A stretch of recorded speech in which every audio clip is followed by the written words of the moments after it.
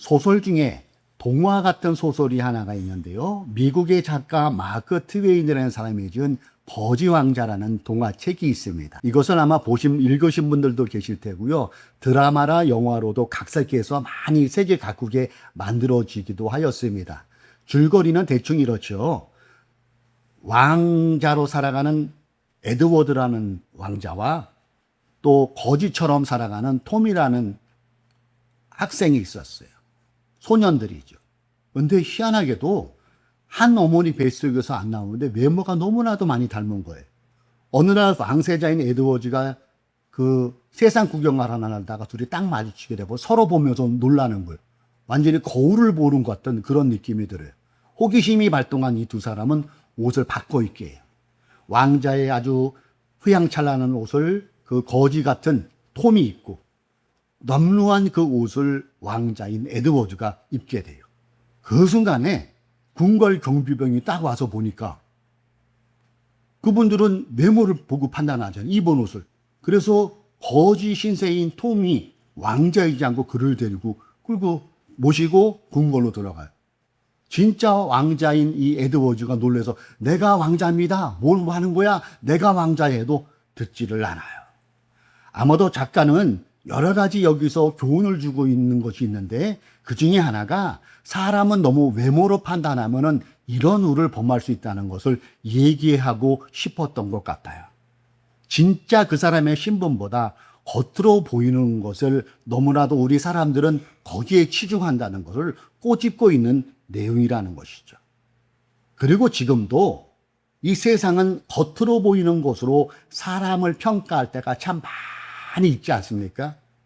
그 사람이 타고 다니는 차로 그 사람의 인품까지 평가를 해요. 그 사람이 사는 아파트 평수, 그 사람이 학교를 어디를 나왔냐는 걸 가지고 그 사람이 가진 재력을 가지고 그 사람의 인품과 됨됨이까지 평가를 해요. 그러나 여러분, 돈이 많다고 그 사람의 인품까지 좋다는 것은 우리가 받아들일 수가 없죠. 반반이죠. 그 사람이 돈이 많고 재력이 있을지라도 인품도 같이 따라가는 사람이 있는 반면에 돈은 많이 있지만은 그 사람의 인품은 개나 돼지 같은 인품을 가지고 있는 사람들을 우리는 주변에서도 보고 있다는 거예요. 그리고 오늘 우리가 읽은 이 성경의 본문에 보면은 사람의 가치를 세상의 가치로 평가하지 않는 것을 우리가 발견하게 돼요. 그 증거가 오늘 본문 9절이 이를 밝히 증거하고 있어요. 노란 글씨를 한번 눈여겨보세요. 그러나 너희는, 이것은 베드로 사도가 당시 흩어져 있는 사람들에게 편지를 쓴 것인데요. 이 사람들에게 얘기를 하는 거예요. 그러나 너희는, 이 밑에 깔려있는 의미는 이런 의미일 거예요. 세상 사람들은 당신들을 보잘것없는 사람으로 말하고 평할 수 있습니다. 우리가 살고 있는, 우리가 속해 있는 이 로마 제국의 그 통치는 우리로 하여금 힘들게 하고 우리를 힘없는 사람으로 여기질 때가 많이 있게 됩니다. 당신들이 지금 흩어져 살고 있고 고난을 겪고 있다 해서 그렇다고 실패한 사람이 아님에도 실패한 사람으로 볼 수도 있습니다. 이렇게 하면서 사도 베드로는 이렇게 얘기합니다. 그러나 여러분은 다르다는 것을 인정해야 됩니다. 그러면서 계속 얘기하기를 하나님이 당신들을 부르셨습니다. 그리고 당신들에게 새로운 신분을 주셨습니다. 그것이 본문에서 얘기하고 싶은 사도 베드로의 이와 같이 담긴 의미라는 거예요. 그러면서 사도 베드로는 성도들을 향하여 4가지 변화된 신분을 강조하고 있어요. 그것이 무엇입니까? 4가지가 택하신 족속이라는 신분, 왕 같은 제사장이라는 신분, 거룩한 나라가 되었다는 신분, 하나님의 소유가 된 백성이라는 신분을 강조하고 있어요. 택하신 족속. 비록 사람들이 알아주지 않지만은 하나님은 우리를 알아주고 우리를 택하셨다는 거예요. 왕 같은 제사장은 뭡니까? 제사장처럼 우리가 믿는 우리들이 사람을 품고 기도하며 섬기는 존재가 되었다는 것을 사도 베드로는 얘기해요. 거룩한 나라는 무엇일까요? 우리는 비록 이 세상에 땅을 딛고 살지만은 세상의 가치관에 지배받는 사람이 아닙니다. 우리의 시민권은 하늘에 있습니다. 우리는 하나님 나라의 가치와 질서를 따라가는 사람입니다. 이것이 거룩한 나라의 신분이라는 거예요. 그리고 하나님 나라의 소유된 백성. 우리는 아무에게도 속하지 않은 버려진 존재가 결코 아닙니다. 우리가 비록 흩어진 사람으로 신앙생활을 하고 있지만은 우리의 소유는 하나님입니다. 그리고 우리는 하나님의 소중한 백성입니다. 이것을 사도 바드로가 강조하고 있는 거예요. 오늘 예배에 나오신 사랑하는 성도 여러분, 유튜브로 예배하시는 여러분, 이러한 신분은 우리가 열심히 살아내서 얻는 신분이 아니에요. 착한 일을 많이 했다고 해서 이러한 신분을 얻는 게 아니에요.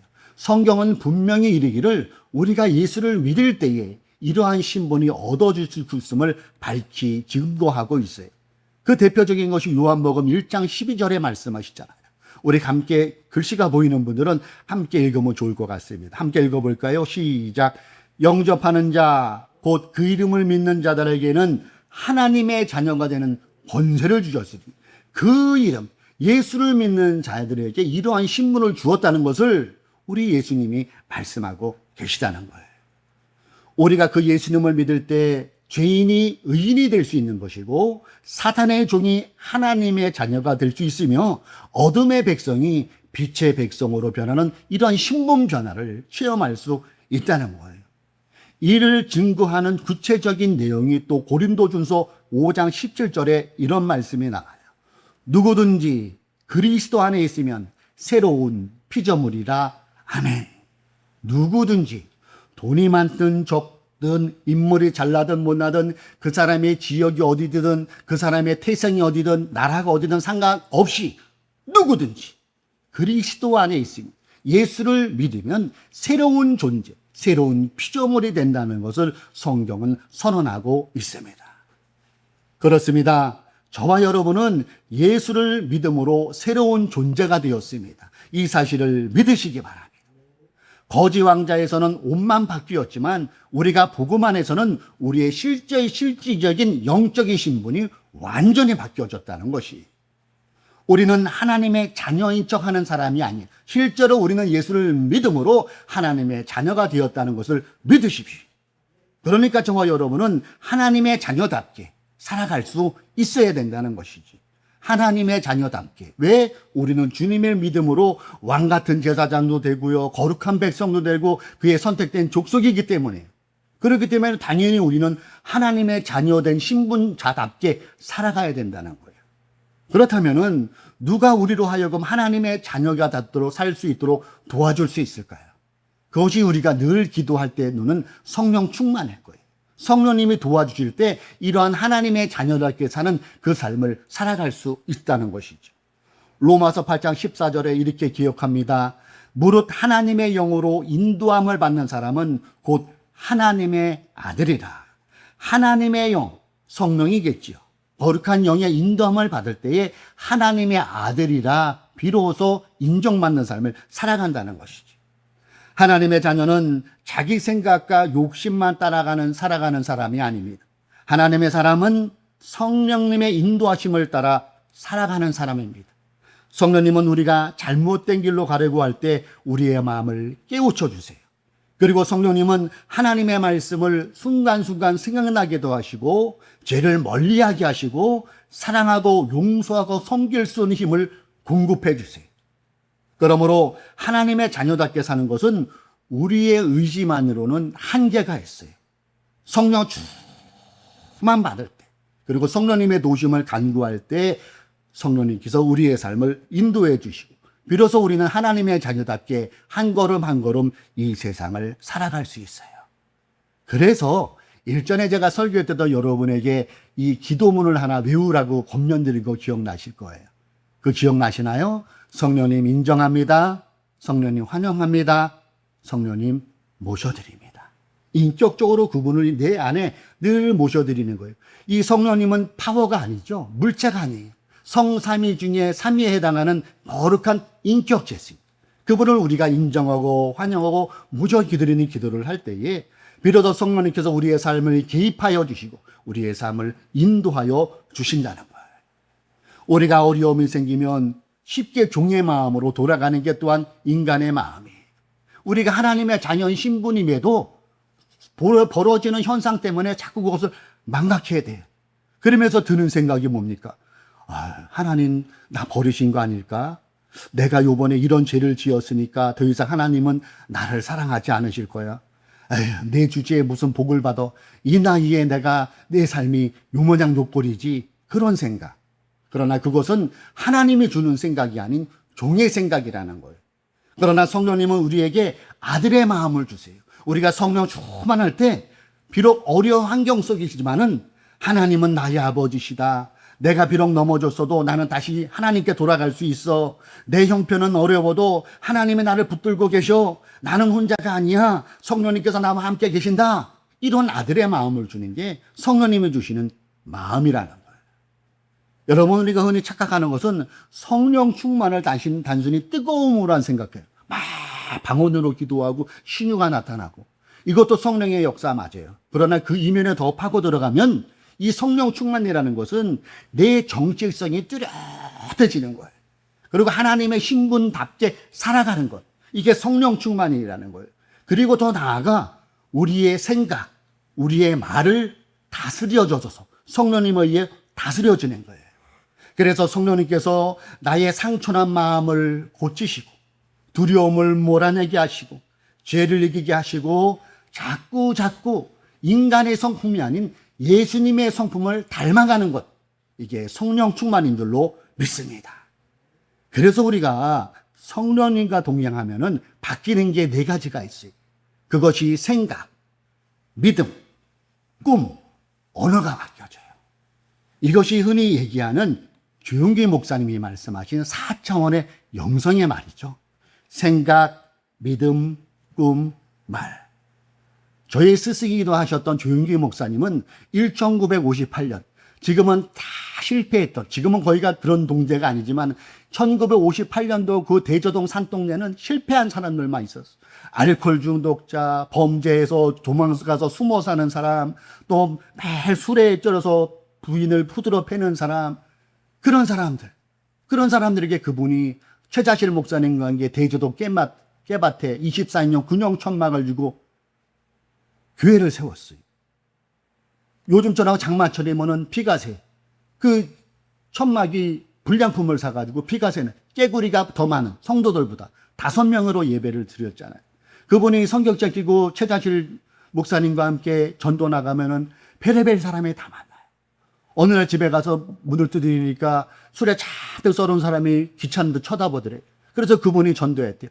사랑하는 성도는 예수 믿고 천국 가십시오. 이렇게 전도를 했대요.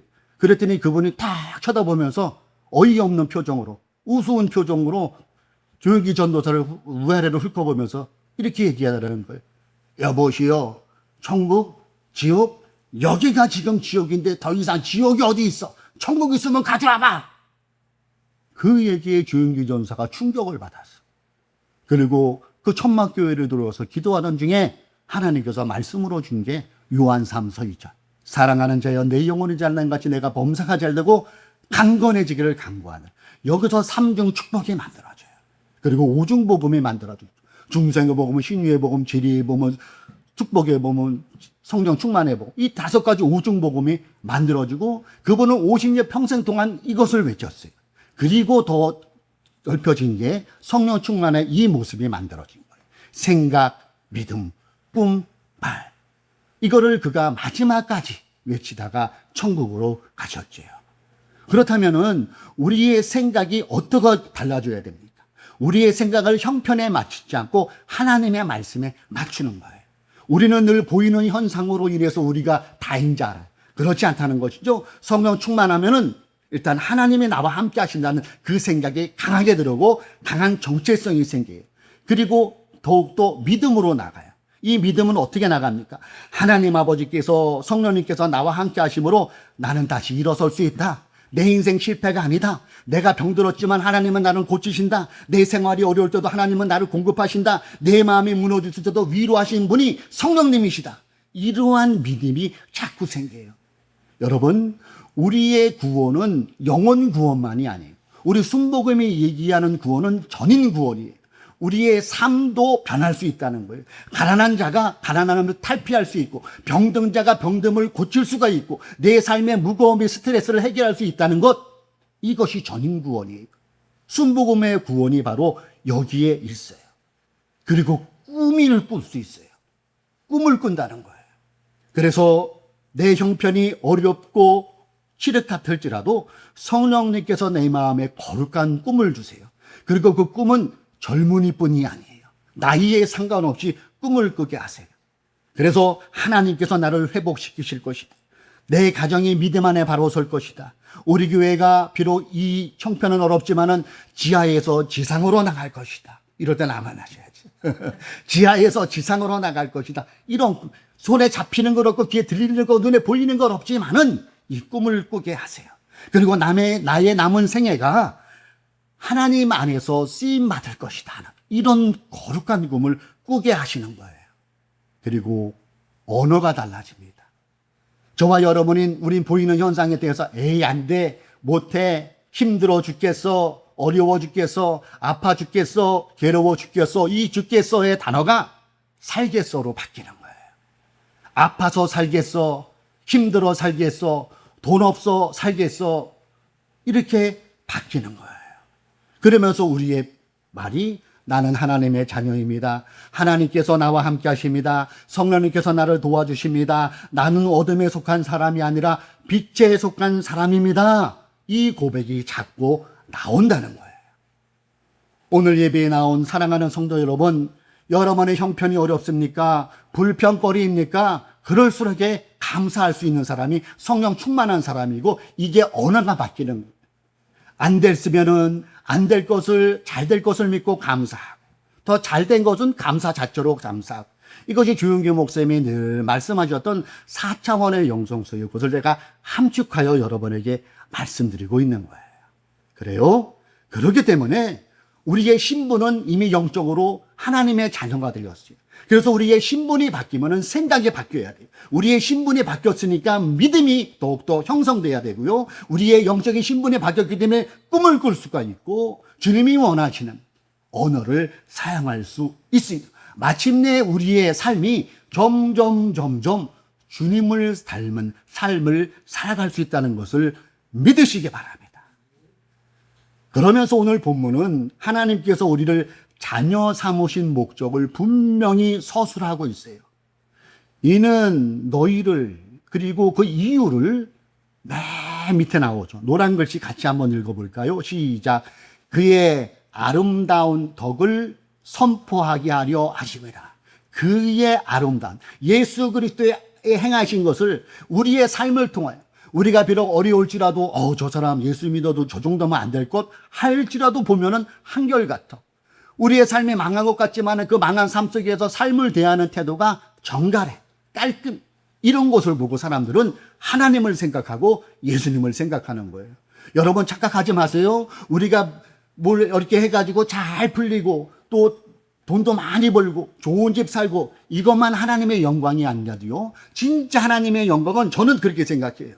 진짜 하나님의 영광은 내 삶이 힘들고 정말 다른 사람이 봐서도 저 정도면 인생 포기하지 않을까, 이 과정 중에서도 평정심을 잃지 않는 거예요. 그리고 여전히 그 발걸음이, 그 마음이 하나님을 향해 있는 것, 이것을 보고 사람들은 은혜를 보고요, 이것을 보고 사람들은 예수님을 떠올리게 되고요, 이것을 통하여 하나님은 영광도 받으신다는 사실을 저는 여러분에게 강조하고 싶습니다. 지금 우리의 삶이 어렵고 힘듭니까? 그렇다면은 내 삶을 믿음으로도 선포할 수 있는 거예요. 그리고 내 삶이 선포라는 것은 내 삶이 하나님이 원하시는 그 삶을 살아가는 것이에요. 이럴 때 우리 하나님은 영광 받아 주신다는 사실이죠. 우리는 예수를 믿기 전에는 죄의 종이었어요. 우리는 예수 믿기 전에는 사단의 지배를 받았어요.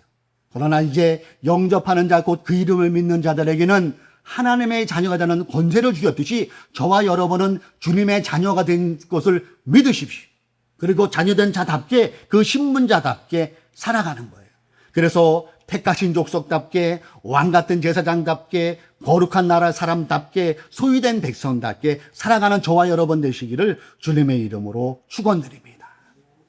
우리는 예수를 믿음으로 영적인 신분이 바뀐 사람들이, 왕자의 옷을 입고 거지처럼 살지 마십시오.